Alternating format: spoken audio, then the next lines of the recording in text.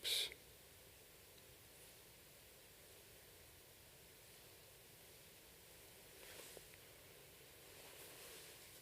Ready? Good evening. We'll begin our 9th installment of study of the Letters of Swami Vivekananda, the new edition. I'll open with a prayer. Om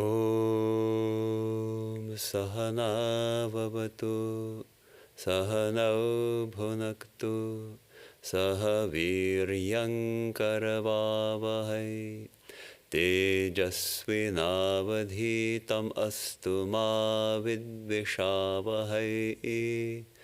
Om Shanti Shanti Shanti.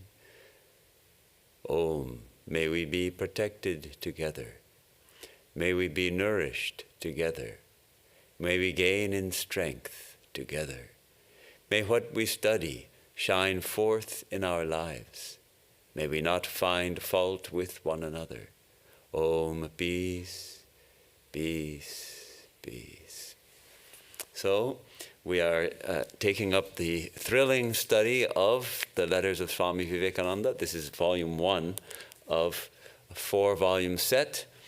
And as we know, the letters have been restored into their full state. Every word is in these letters, including sometimes slight grammatical mistakes or even sometimes a misspelling. And we get a beautiful and full view of Vivekananda as a person. We get glimpses of his struggles, of his, this is Letters of Vivekananda, the new edition. His struggles, his sometimes revealing his innermost thoughts to some of his very close disciples or close friends. So it's a beautiful experience to go through these letters and relive the experiences of Vivekananda. The letter we're going to start with tonight is written on the 24th January 1894 from Chicago. Now, interestingly, he had just arrived in Chicago from Memphis, Tennessee. He had spent a week, actually the 13th to the 21st, just over a week in Memphis, Tennessee, staying with one Colonel H.L. Brinkley, and gave a number of lectures and talks. And before that, we don't know where Swami Vivekananda was. There's still some gaps in the study because he was in the areas with the biggest gaps are December of 1893 and January of 1894. So from the 1st to the 12th of January, it's blank. We don't know where he was. Then from the 13th, he was in Memphis. 22nd, he went back to Chicago. 23rd, he arrived in Chicago. And he's writing on the 24th from the Hale family, his American family, you can say, his closest relations, not friends, really, actually family. His mother, Hale, and the 4 sisters, especially, of course, Mary. They were so close and intimate, and their function was not to support his work as much as to support him. They didn't get involved in his work. They didn't get involved in afterwards in preaching Vivekananda or anything, but during his stay in America, they were tremendous support to him personally. So it's beautiful to see some of the very personal letters where he describes some of the challenges he faces. And also, he'll always slip some choice Vedanta snippets into his letters. Let's see, 24th January, and he's writing to Alasinga Perumal and others, so his Madras disciples. He's giving them an update. Dear friends, your letters have reached. I'm surprised that much about me has reached India. Of course, the news of Swami Vivekananda's triumph at the Parliament of Religions had reached India and was creating a stir. India was waking up, seeing one of our sons, one of our noble Hindu sons, has gone and been appreciated by the Westerners. He gave a big boost to the Indian psyche, the Hindu psyche especially. I'm surprised that much about me has reached India. The criticism you mention of the interior is not to be taken as the attitude of the American people. That paper is almost unknown here and belongs to what they call a blue-nosed Presbyterian paper, very bigoted. Still, all the blue noses are not ungentlemanly.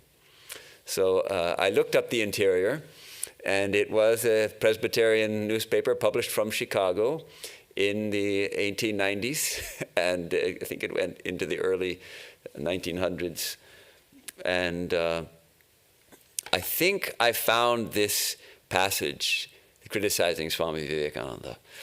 So if I can just, I won't read the whole thing, but just out of interest, if I can find it here. Let's see.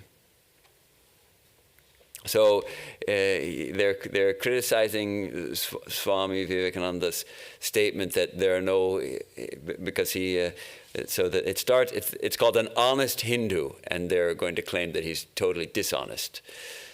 Bishop Keene tells me, said Mr. Swami Vivekananda, that the American people will not resent honest criticism. And thereupon the visitor with the scarlet robe and orange turban airily sailed into the whole Christian church, woke the gods of the gallery, and made the rafters ring. And it might be questioned whether the gentlemen in charge of the Parliament of Religions imported these fiery Orientals to assail other faiths or to present their own. But passing that by, it may be boldly asserted that the standard of honesty in India does not seem to be just that accepted in the Christian world. So they're being pretty harsh on him. Mr. Vivekananda warmed up to his theme and exclaimed, "You who are so fond of sending out missionaries to save the souls of the heathen, I ask, what have you done and what are you doing to save their bodies from starvation?" Our honest Hindu did not, quote, pause for a reply. The applause which the reporter tells us followed this thrust was far more gratifying than to have some well-informed man with Western notions of honesty inform the audience that during the last famine in India, Christian England contributed $40 million to save their bodies from starvation. So the authors of this article are claiming that there was lots of famine relief provided by Western missionaries. But obviously Swami Vivekananda's experience was different. This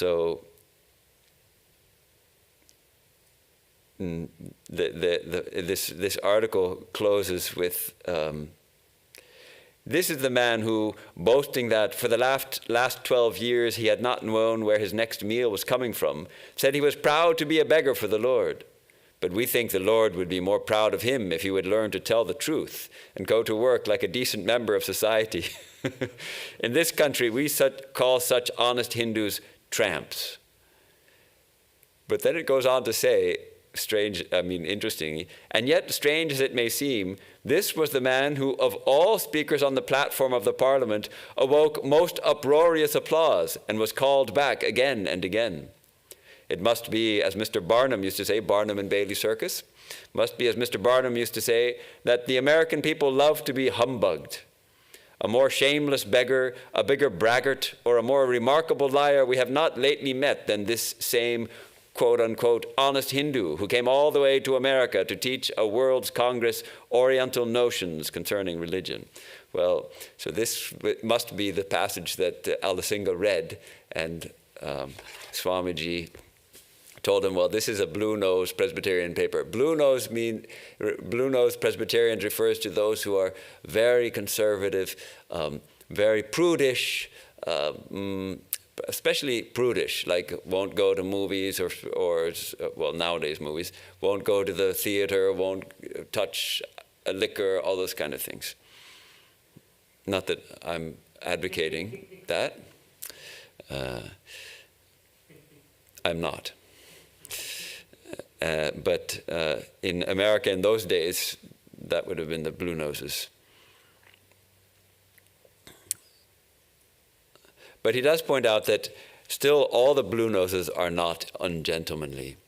That paper wanted a little notoriety by attacking a man who was being lionized by society.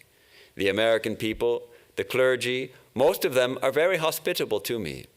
That trick is well known here, and they do not think of anything of that here.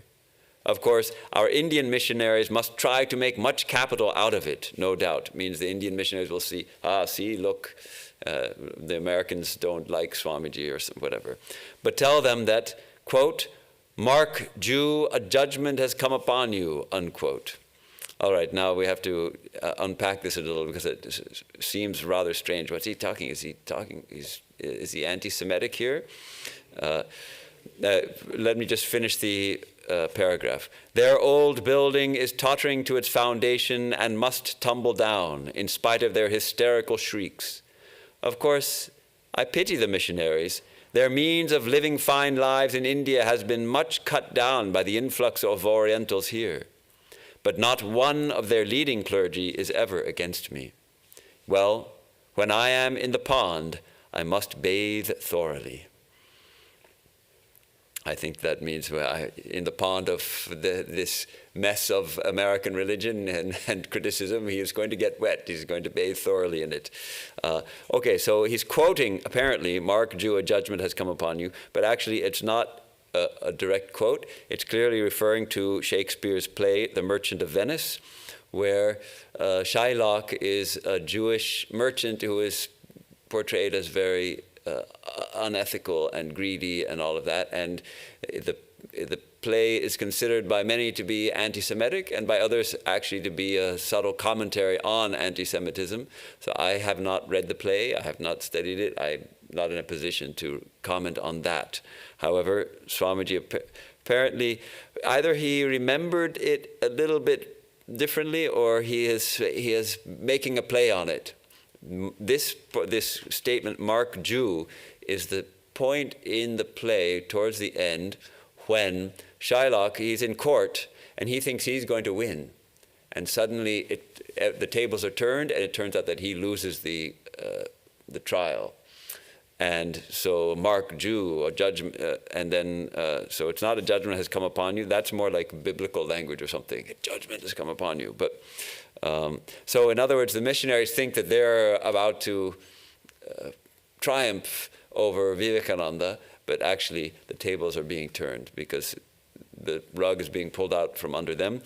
A lot of their funds dried up when seeing Swami Vivekananda, because a lot of the stories they were telling were that, well, the Hindu mothers throw their babies to the alligators, and that kind of nonsense. So naturally, and describing Kali worship as sacrificing of human beings to Kali, all these strange things. So all these lies, basically, to raise money. So therefore,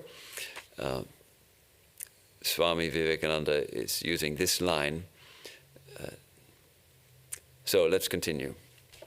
I send you a newspaper, interestingly, in this same interior, previous to this criticism, the previous week's edition, or previous week or two, this was from October 5th edition. I think 1 or 2 weeks before, they printed his opening address, Sisters and Brothers of America. And interestingly, it doesn't quite match what's in the complete works. And we found, and apparently the different editions of that short speech are printed in the different papers, often differ in subtle ways from each other. So what Swamiji actually said, something like what is written there, but there might be a line dropped here or a line dropped there, who knows. But it deserves a little bit more research. Mary Louise Burke has done some of that.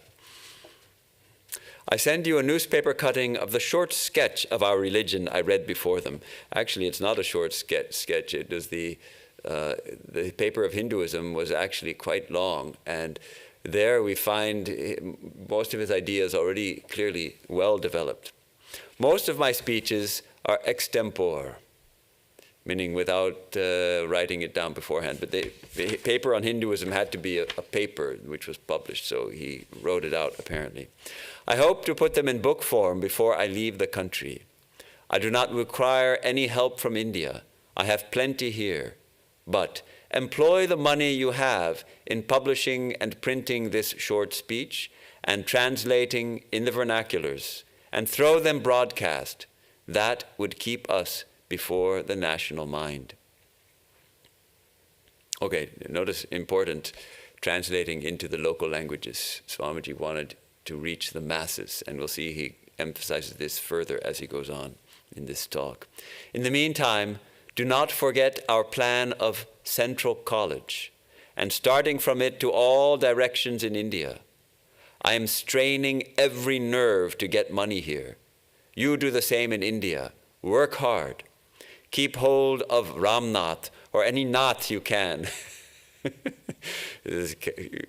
Swamiji, even while writing serious stuff, he has this streak of humor, no? Ramnath, he's referring to the Raja of Ramnath, who was one of Swamiji's supporters and provided funds.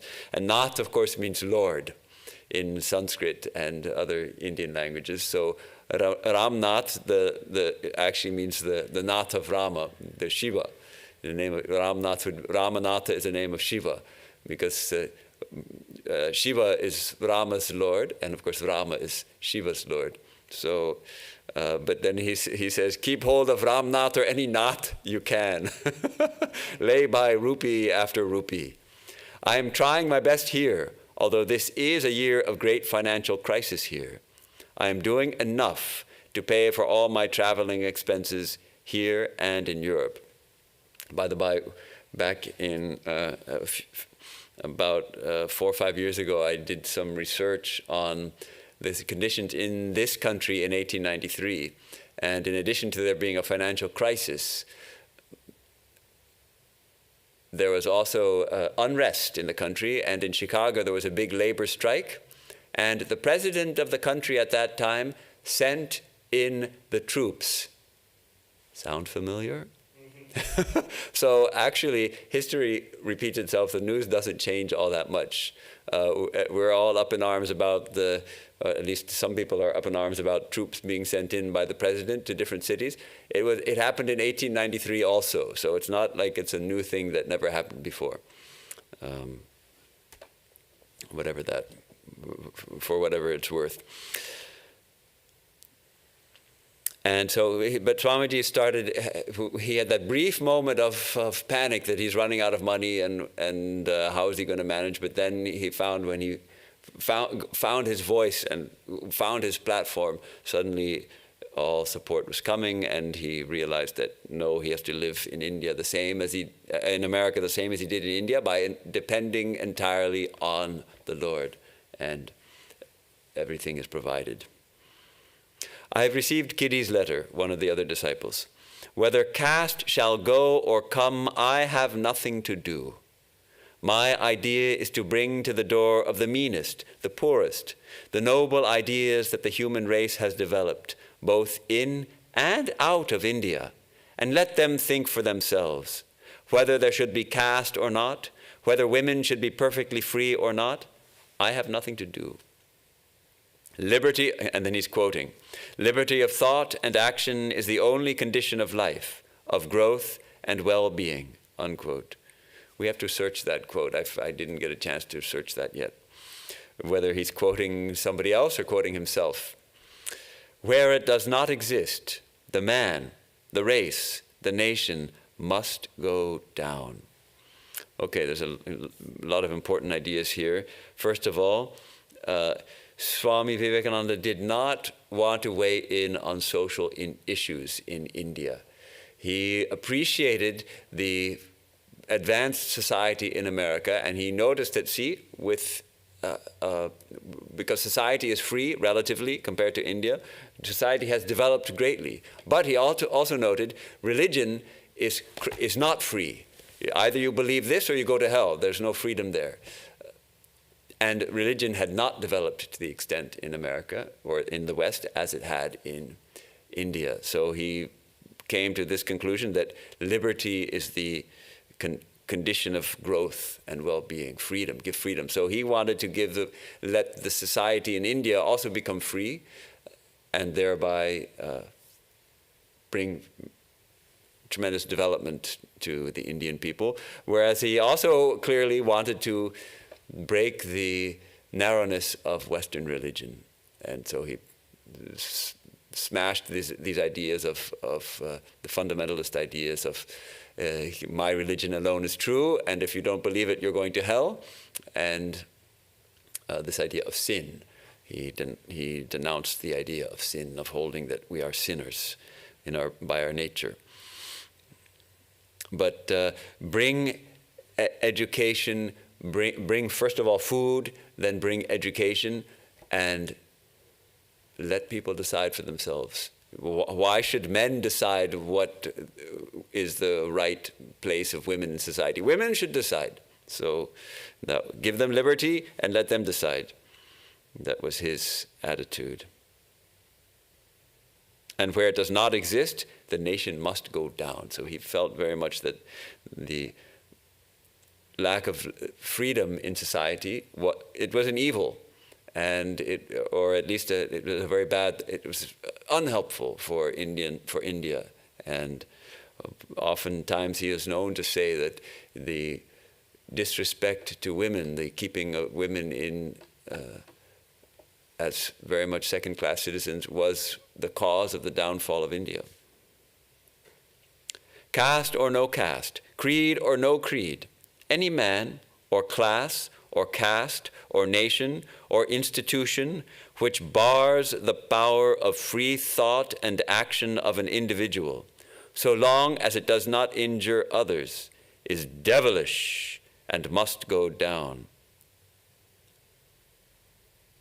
So action, of course, if action does harm others, then you have to control it.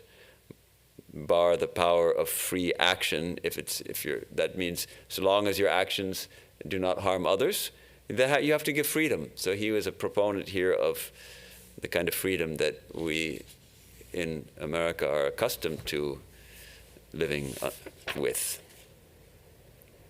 Freedom of speech and all of that. As long as it does not injure others, that's the caveat. My whole ambition in life, he has several times he talks in this way, very nice. My whole ambition in life is to set in motion a machinery which will bring noble ideas to the door of everybody, and then, men or women, they will settle their own fate. Let them know what our forefathers have thought and other nations have thought on the most momentous questions of life. Let them see what others are doing now, especially, and let them decide. We are to put the chemicals together. The crystallization would be done by nature according to her laws.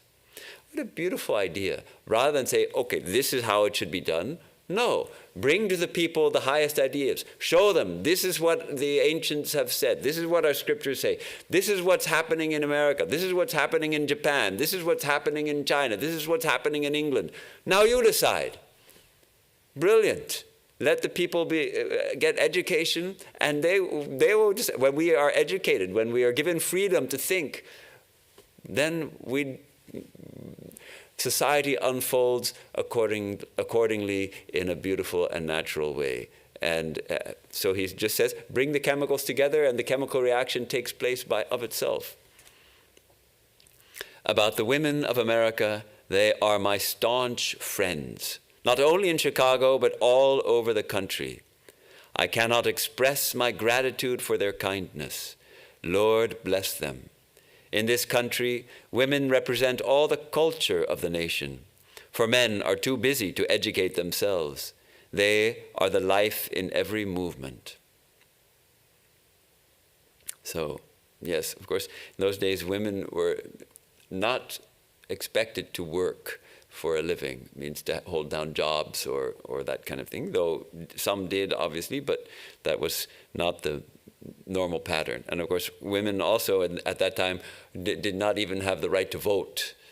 So it was still, from our standpoint, a pretty backwards time. But from Swamiji's viewpoint, compared to India, it was much forward. Kindly tell Mr. Bhattacharya, that is Manmathanath Bhattacharya, who was he was a Bengali, obviously, by his name, but living in Madras, that I have not forgotten his phonograph, but that Edison has made a recent improvement, and until that is out, I do not think it advisable to buy one. So there was talk of Swamiji buying a phonograph and sending it to India. And so he did eventually buy one. He sent it to the Raja of Khetri, and he recorded his voice on a wax cylinder. And I believe the wax cylinder may still be in existence, but there's no way to extract any sound out of it now, just because the wax has degraded that much. Work hard, be steady, and have faith in the Lord. Set to work. I am coming, sooner or later. Remember, the whole gist of our force, elevation of the masses without injuring the religion at all. So really the Madras disciples were the first to whom he gave this message of uplift the masses. And he emphasized that again and again. Elevation of the masses. Remember that the nation lives in the cottage, but alas, nobody ever did anything for them.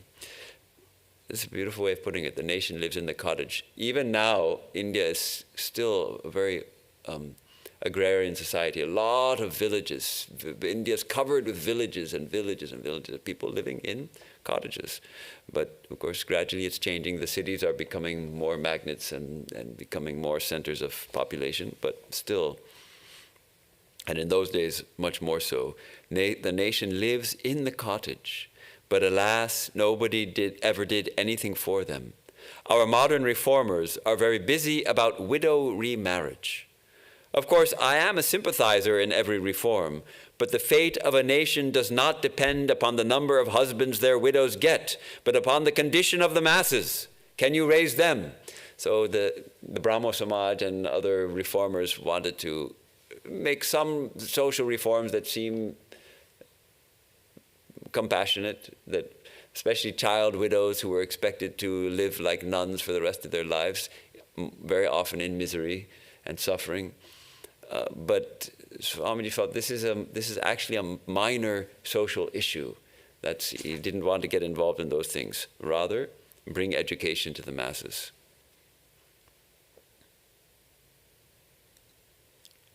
Can you raise them? Can you give them back their lost individuality without making them lose their innate spiritual nature?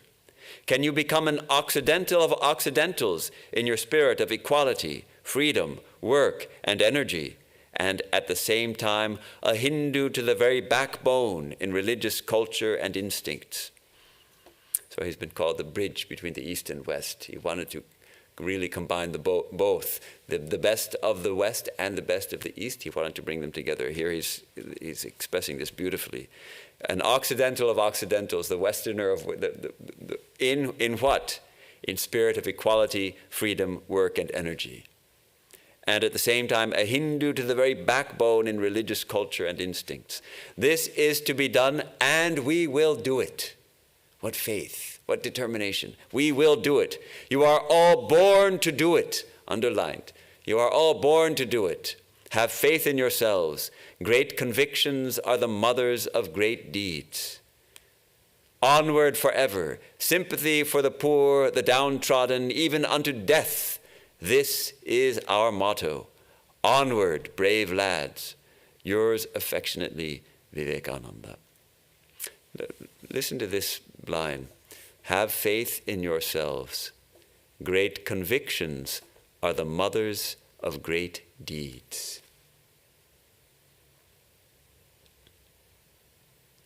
Hold a great conviction. Hold fast to it.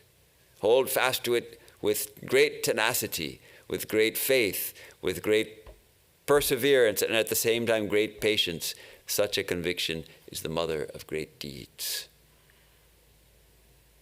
So imagine these young men of Madras getting these letters, charging them with, and they don't know, they don't know anything. There's nobody. There's just a small group of disciples, and the English are in power in India, and the condition of the masses is terrible. And Swamiji's writing these letters. So they start in their own small ways. See, this is the germ of the reawakening of India. See what happened afterwards.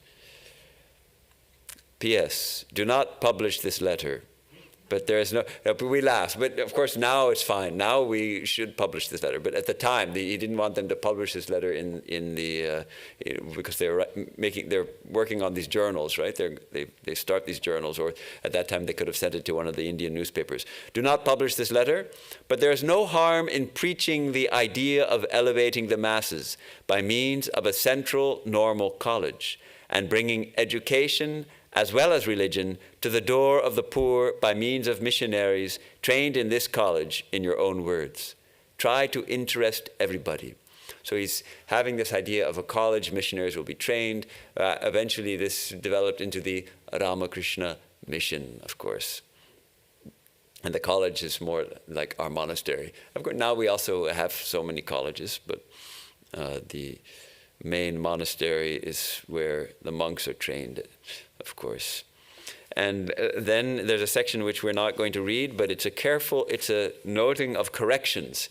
His big speech on Hinduism, as it's printed, there were some mistakes, and so he's writing, for instance, after the 8th line, read, and 100,000 Parsis are all that are left to be as witness of their grand religion.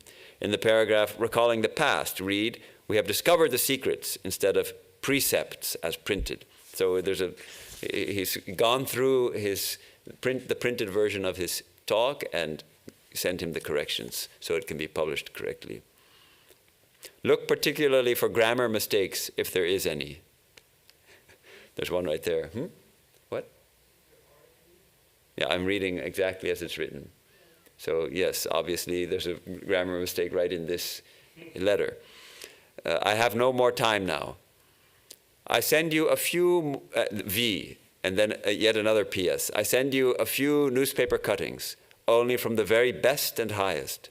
The one by Dr. Thomas is most valuable, as written by one of the, if not the, leading clergymen of America. The interior, with all its fanaticism and thirst of notoriety, was bound to say that I was the public favorite.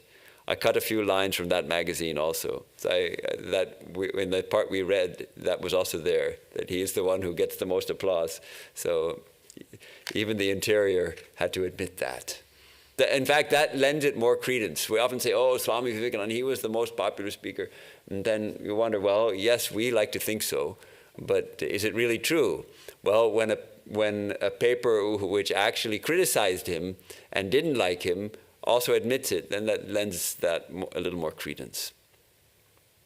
So that's the end of this first letter. We're going to take up the next letter now to Dewan Haridas Viharidas Desai, who was the Dewan of Junagadh. Dewan is some kind of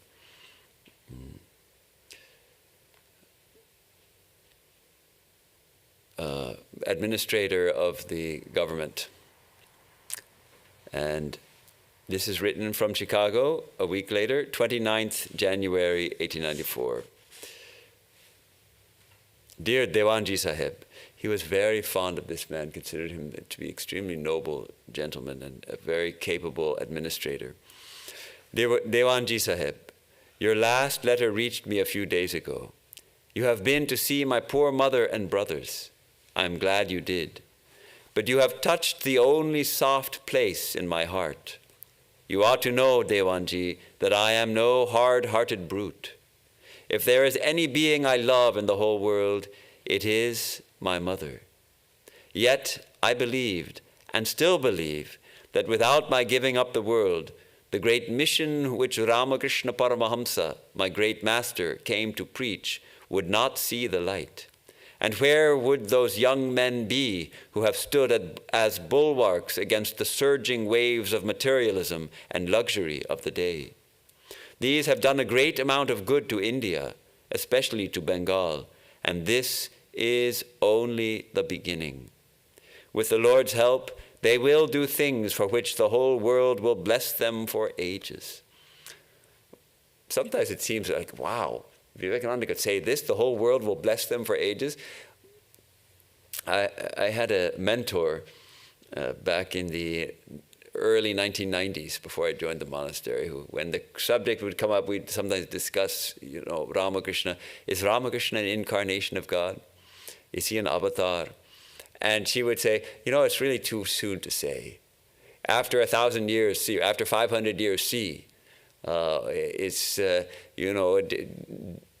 Jesus is 2,000 years going, and there's billions of followers. So there you start to. Buddha is more than 2,500 years plus, still going strong. Okay, you start to realize, there's some power working there. Ramakrishna, it's been 120, 25 years, 150 years, whatever it is. Too soon to say. So obviously there's some power released there. The movement is growing, it's still going. But Swami Vivekananda, this is only the beginning, really the very beginning. 1894, he's writing in 1894, this is only the beginning. And the surging waves of materialism and luxury of the day, we still see this. That's what I see, at least, when I see all the strife that's going on in the country and in the world. So much of it has to do with this, materialism and craving for luxury, greed. We find that the wealthy are getting wealthier and wealthier, and the poor, and even regular, not necessarily poor, just middle class, struggling like anything. So everywhere we see struggle and wealth becoming more amassed in fewer hands. What is that if not greed and materialism? So we are called by Vivekananda to stand as bulwarks against that surging wave of materialism and luxury. So on the one hand, my vision of the future of Indian religion and that of the whole world, my love for the millions of human beings sinking down and down for ages with nobody to help them, nay, nobody with even a thought for them. On the other hand, making those who are nearest and dearest to me miserable, I choose the former. Lord will do the rest. He is with me, I am sure of that, if of anything. So long as I am sincere, nothing can resist me, because He will be my help.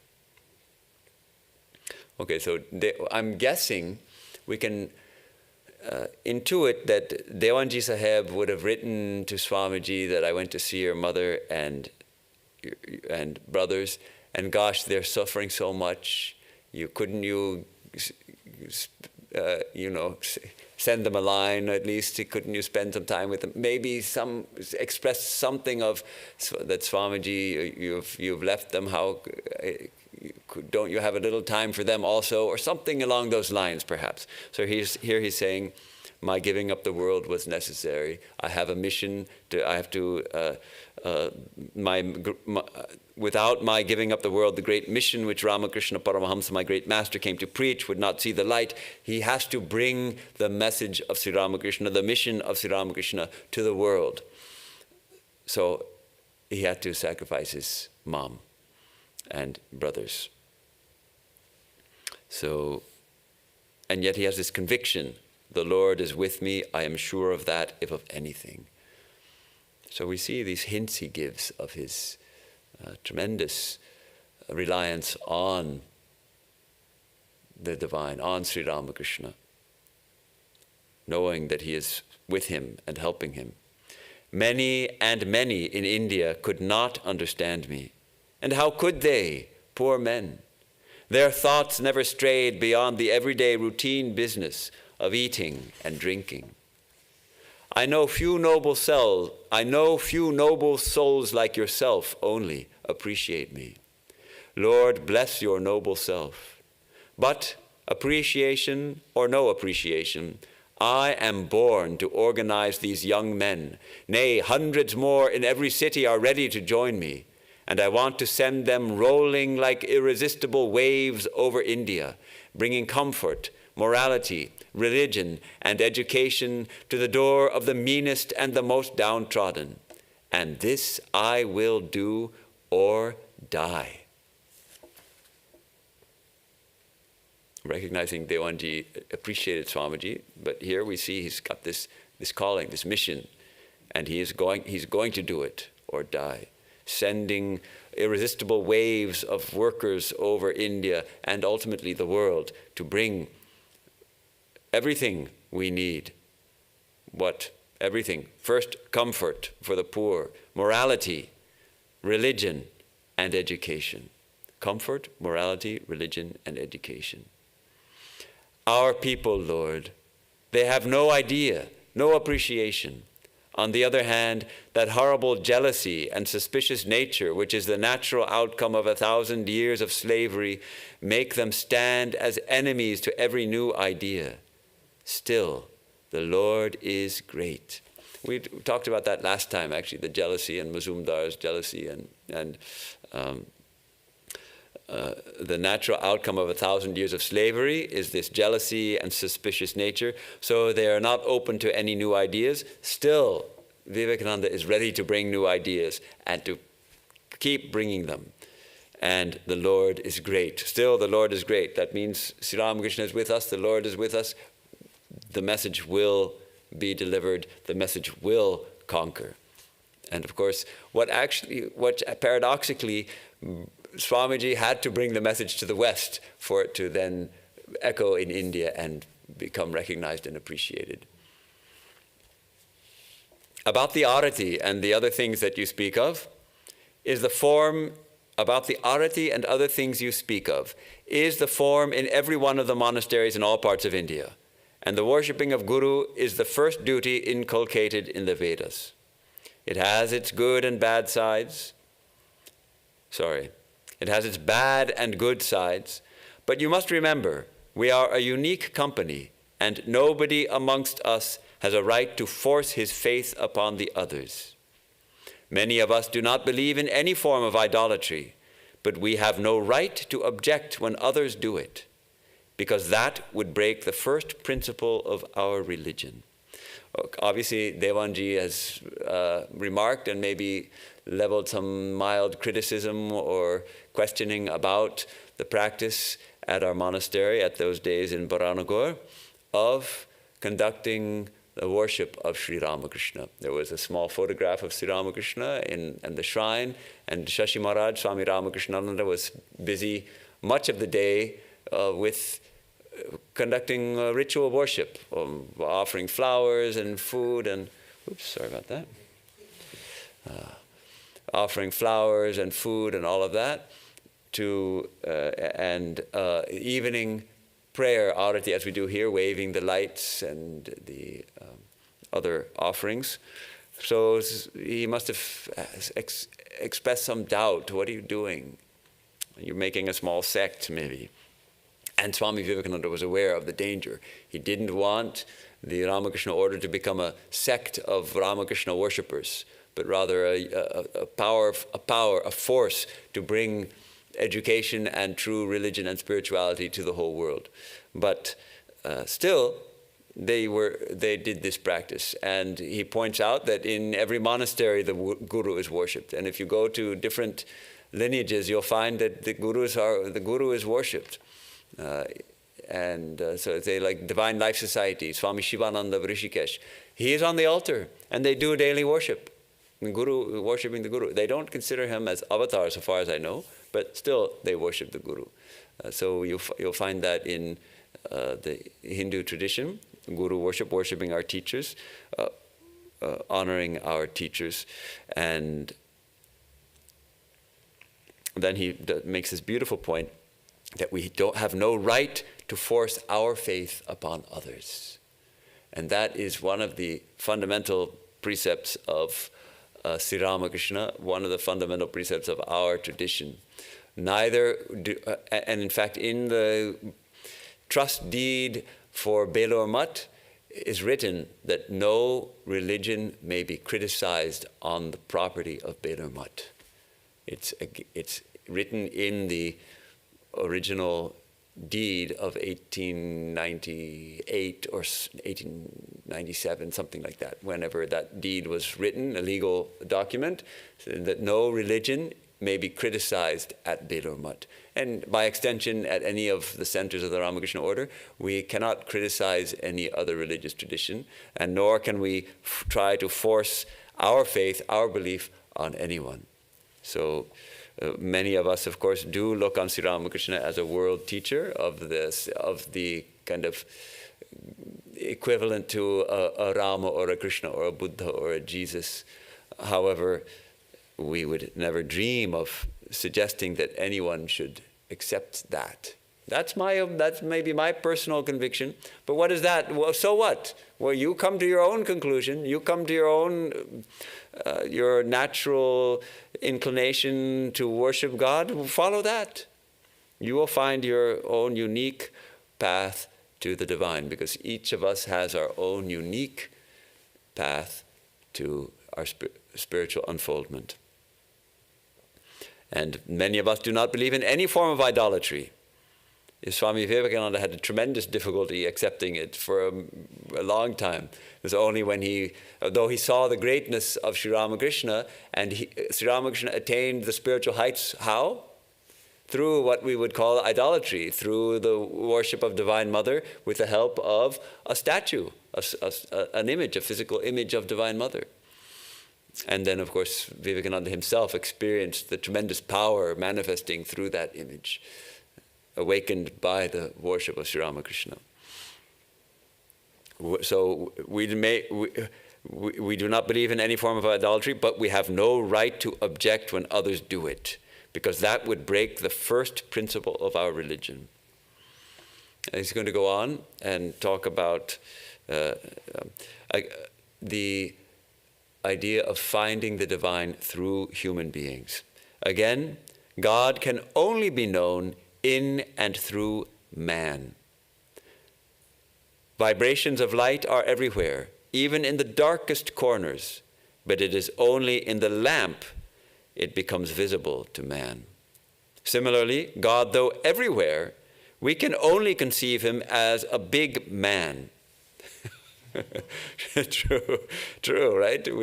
Most conceptions of God, well, God must be like us, but bigger. Maybe formless and aware, maybe up in the sky somewhere, but a big man, but he's got a great heart, and we talk or a big woman, a big mother, and we talk in those kind of the feet. I take refuge at the feet of the mother. So all ideas of God, such as merciful preserver, helper, protector, all these are human ideas, anthropomorphic. Anthropomorphic means we put our human ideas upon something that is not actually human. And again, these ideas must always cling to a man.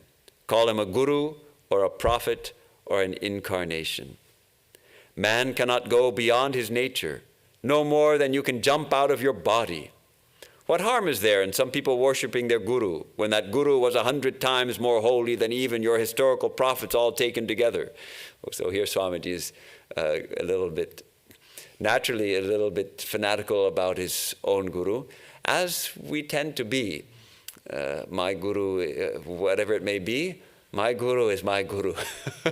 So even I know personally, I have a tremendous reverence for the person who initiated me in spiritual life. That's my connection to the lineage. Still, even though I recognize that he was a representative in the Ramakrishna lineage, and the true guru in our lineage is Ramakrishna, and ultimately, and Ramakrishna himself would emphasize again and again, the true guru is Satchit Ananda. The absolute existence, consciousness, bliss, that is the true guru. That is the light which is constantly drawing us, which is constantly is waiting for us to discover that is the reality of our being. So that is the true guru. But yes, our own particular human guru through whom we have entered the door into spiritual life, we have a particular reverence for that individual, no doubt about it. And yet they are men or women, and they have their human flaws also. So we can see that sometimes, even in our own guru, we can say, well, yes, my guru used to take, he used to take snuff. He used to, and so, from our standpoint, that's a kind of a dirty habit. The powder would fall on his shirt, and so it kind of. But still, that doesn't reduce my reverence for him. I have tremendous reverence for him, so I don't think about those, or because I love him and he was so great in my eyes, at least. So those little things, I don't worry about those. However, in our tradition, and I've mentioned this before, but it's good to remind ourselves that we do our best never to criticize someone who is a guru, at least in the presence of any disciples of that person. So, because yes, like in our tradition, the monks who are operating as gurus, who are authorized by the president of our order to grant initiation, they may have flaws, and we are human beings, so we are taught not to see the faults of others, but we still see them. And we might even talk about them. Why did they do that? So we see some things that we feel that a certain person could do better. We should be very careful. If we feel that we can't help mentioning or noticing some of those flaws, not to mention them to someone who has been initiated by that person. Because guru is guru, and there's a certain reverence, and that's helpful in spiritual life, to cultivate a reverence for the guru, because the guru is our, as I put it, the gateway into into the lineage, into our deeper spiritual life. So Vivekananda points out, he's presenting to Devanji that, look, what we're doing, I know you have some trouble with it, but actually it's okay. Look, it's in the Hindu tradition. And look, our guru was holier than any other guru I've ever met, so what's the harm in worshiping him? If there is no harm in worshiping Christ, Krishna, or Buddha, why should it be in worshiping this man who never did or thought anything unholy, whose intellect only through intuition stands head and shoulders above all the other prophets, because they were all one-sided? It was he, meaning Sri Ramakrishna, it was he that brought first to the world this idea of the truth, not in, but of every religion, which is gaining ground all over the world, and that without the help of science or philosophy or any other acquirement. Okay, let's see the grammar. This is interesting. This idea of the truth, not in, but of every religion. So not truth in every religion. That's, there's truth in every religion. Our religion is the best, of course, has the most truth. Well, okay, I admit that there's some truth in other religions also. No, truth of every religion. Every religion is true. Now, we know that Swami Vivekananda doesn't mean every religion is true, meaning that every doctrine expounded by every religious tradition is true. He hammered on the doctrine of sin again and again. So he would not accept that the doctrine of sin in Christianity is true. However, every religion is true insofar as each has the power to bring us to spiritual realization, to freedom, to mukti, to liberation, to salvation, whatever language we use. Every religion has that power. Sincerely followed, it can bring us to the highest. So that was the conviction of Sri Ramakrishna and one of his foremost disciples, Swami Vivekananda. We're almost out of the hour. I don't think we're going to finish this letter.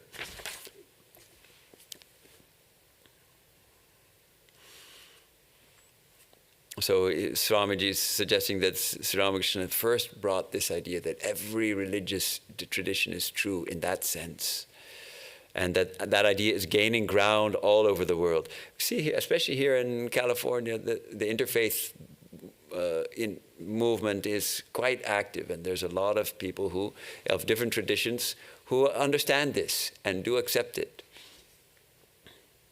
But even this is not compulsory. None of my brethren has told you that all must worship his guru. No, no, no. But again, none of us has a right to object when another worships. Why? because that would overthrow this unique society the world has ever seen. 10 men of 10 different notions and ideas living in perfect harmony. Okay, this is referring to the harmony of Indian society, that people can have such different ideas about God and still live together in harmony. I love it. No, no, no. 3 no's. All must worship his guru. No, no, no. But none of us has a right to object when another worships, because this is the principle of Sanatana Dharma. Respect. Ekam sat vipra bahudha vadanti. That which exists, that infinite reality is one. Ekam. Ekam sat. Sat is one. Vipra bahudha vadanti. The vipra, the sages. Bahudha, variously. Vadanti. They speak. They speak of it variously. Truth is one. Spoken of in different ways. Understood in different ways, conceived in different ways by our limited minds and intellects. Our limited minds and intellects are bound to place limitations on the infinite when we try to perceive it until we go beyond that limited intellect. So there are various conceptions, various approaches, and so he goes on in this vein. Wait, Devanji, the Lord is great and merciful. You will see more. We do not only tolerate, but accept every religion. And with the Lord's help, I am trying to preach it to the whole world. He started this with his opening speech at the Parliament of Religions. We do not believe in toleration. We believe in acceptance. 3 things are necessary to make every man great, every nation great. 1, conviction of the powers of goodness. 2, absence of jealousy and suspicion. 3, helping all who are trying to be and do good. Okay, I think we should stop here. Any comments or questions? Leela? It seems that this is the beginning of this ability to see not only the harmony of religion, but that religion is a human drive, a human imperative. Did you bring the mic, by the way? It doesn't matter. So you have to just speak up. So this is the beginning of Swamiji's awareness that this is not only just a harmony of religion, but it is also a human drive. Religion is a human drive, imperative. a human imperative. It is a need, absolutely. This was around the same time that you started to really consider the idea of the 4 yogas as being a basis for any and all of the major world religions. Right. Of course, he develops the thought of harmony further, no doubt about it. Yes. It seems like a true directional point for him. That means, in essence, that I think the output of all of the different temples that eventually came at the beginning of the order were also going in that direction, or did he insist that that be the foundation, the foundational thought? Wait, I'm not sure I follow. Oh, you mean all of our centers that have come up? Right. Well, they're all built on the same. I mean, we're all part of the same order, so we have the same principles, no doubt. All the same principles of freedom of religion, honoring all religious traditions, emphasizing of course, the realization of our own divinity, and at the same time seeing the divine in all beings and serving. It seems interesting that at Advaita Ashram, that he was specifically said no imagery of... Right, there's the one place, Advaita Ashrama, which continues today. There's no worship, there's no shrine, there's no dualistic worship at all. It's dedicated to Advaita alone. Now in practice, how far are the people who stay there able to put that into practice? Well, they don't do any external observances. No external observances like worship. waving incense before a picture, arranging flowers on an altar, not done. Even when we little things like when we start for a journey, typically we chant the different divine names. No, when we start for a journey from our different centers, our different monasteries, not from Advaita Ashrama, we simply start. No chanting. And monks who are visiting from other centers and they don't know that, they start chanting. Stop. We don't do that here. Go, just go. You just go. So sometimes the monks, what they'll do is they'll go until they reach the boundary of the property, the boundary line of the property. Once they cross that, they'll stop, then they'll chant. And then they'll start again. Because it's a habit, it's a hard habit to break, but it's beautiful. There was a Swami who stayed in Mayavati. I've probably mentioned this before, Swami Bhajanananda. He was editor for about 6-7 years, and he has a very devotional temperament. But he was asked to be the editor of the journal published from Mayavati, so he had to be in Mayavati, and he wrote some of the most powerful and inspiring editorials. And if you're interested in some really good reading, the editorials from, I think it's about September 1979 till December 1986, those 7 years are fantastic. Almost every one of them is worth reading. We have a bound set, I believe, in our library. Otherwise, you can probably find them online now. So what he used to do every evening at sunset, he would walk down the road about half a mile to the edge of the property, and crossing that outside the property, he would sit on a rock or somewhere, and he would sing our evening prayer hymns. Every evening, then he would walk back. So he wouldn't do it on the property in honor of Swami Vivekananda's wish that there should be one place without any rituals, but he still wanted to conduct those. So any questions from our online audience?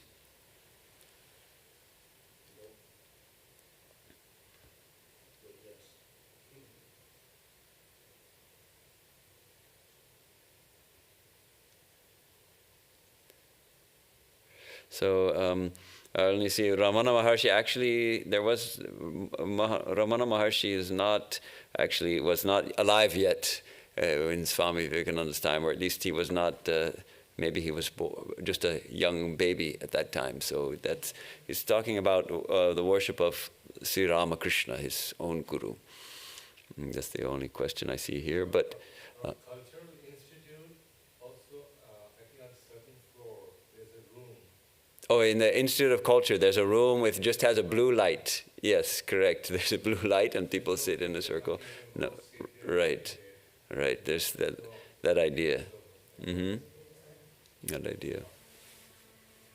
Okay, so next time we will finish this letter and continue with our study. Thank you so much for coming, those of you who are here, and we have people online also joining us. Thank you for joining us, and in this really thrilling study of Swami Vivekananda's letters. I'm sometimes stunned to think 1894, he's just starting to deliver his message, and yet it's already almost fully developed. He develops it further, but it's already a very mature message, very powerful message, and one that was essential for the world to hear at that time, and obviously we still need it desperately.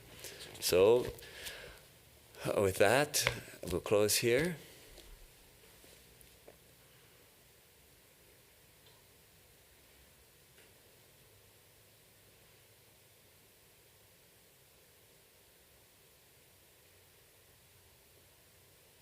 Om asato ma sadgamaya tamaso ma jyotirgamaya mrityorma mritangamaya aviravirma idhi rudrayate dakshinam mukham tena mam pahi nityam Om Shanti Shanti Shanti.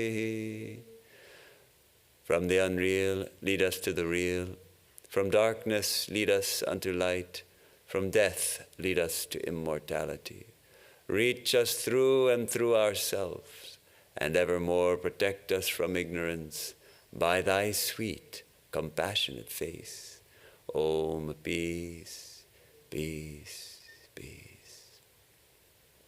This is the translation of the prayer by Swami Vivekananda himself.